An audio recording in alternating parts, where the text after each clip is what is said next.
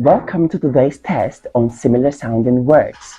In this video, we are going to practice how to use these words in sentences. So, let's get started.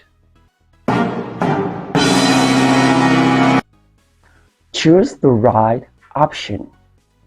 Did I say pear or pear when I ask you to get some fruit from the store?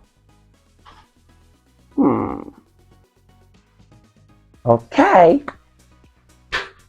Did I say male or male when I describe the person who delivered letter?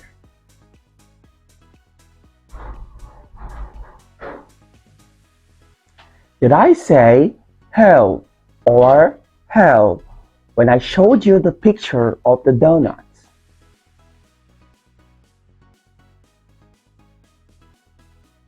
Did I say sea or sea when I talked about the ocean?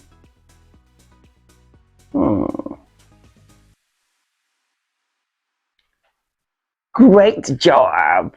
Okay, please share, like, and also subscribe to my YouTube channel for more videos.